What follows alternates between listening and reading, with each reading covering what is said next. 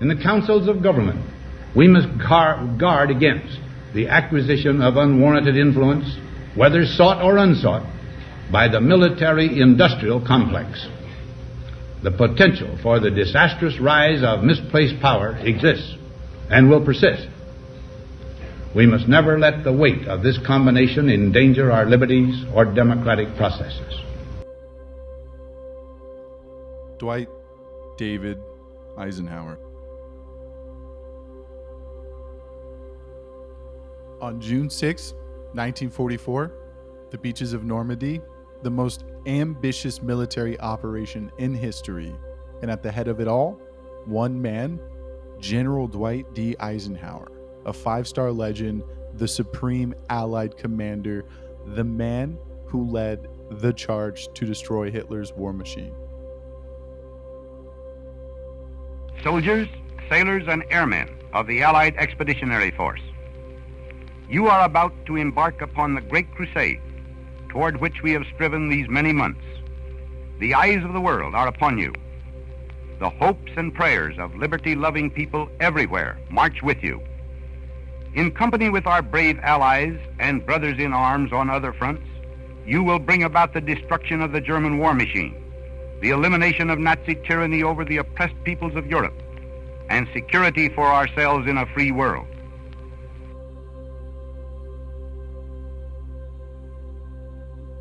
The ultimate warrior, the architect of victory.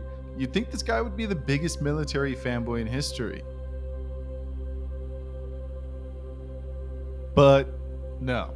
Instead, he left office with that previous message, warning America about something more terrifying, something called the military-industrial complex. And we did not listen.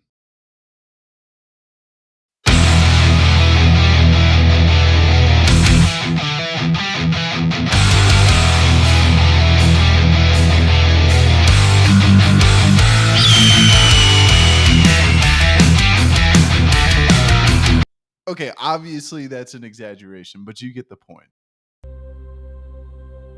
And look, Eisenhower wasn't just a general, he was the general, the man who took on the biggest war of the 20th century and won. He was the one who wrecked the Nazis. He was holding together a fragile alliance of world leaders, Stalin, Churchill, Roosevelt.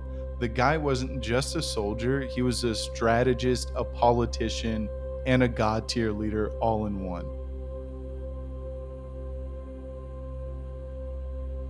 And after the war, especially after the war, America was in love with him. He was a hero of heroes. The people practically begged him to run for president. So in 1952, he did. And he won in a landslide. But that's where things get a little complicated. Post-war America wasn't just celebrating victory, it was getting addicted to something. Military spending.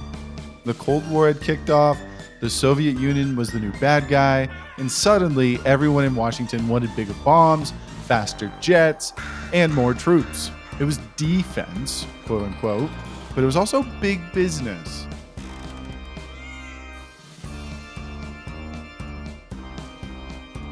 And then you have the fucking Pentagon started throwing out contracts like candy on Halloween. Weapon manufacturers like Lockheed, Boeing, General Dynamics were getting richer than ever. And Eisenhower, the war hero, the five-star general, he saw what was happening and he didn't like it. And by 1961, Eisenhower had had enough. He saw where America was headed, toward an endless war economy where war wasn't just a necessity, it was a product. And in his final speech as president, he issued that warning, that video that you saw at the beginning of this video. And it was one of the most chilling farewell addresses a president has ever delivered. He was warning us that if we didn't keep that in check, the defense industry and the government would merge into a war machine that would never stop. And today, America spends more on the military than the next 10 countries combined. We have bases in over 80 countries. The military-industrial complex that Eisenhower warned us about, it's here, and it's thriving.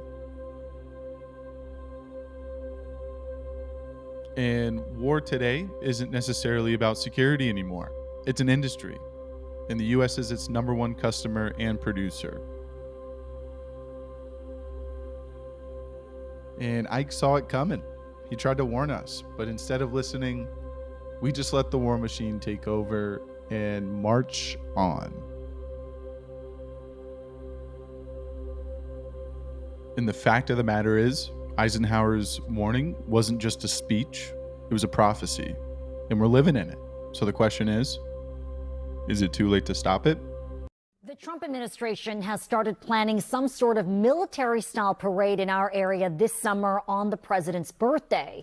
The Washington City paper was first to report it, and Mayor Bowser confirmed the news today. You may remember the president attempted to put on a similar parade during his first term in office, but had to cancel it.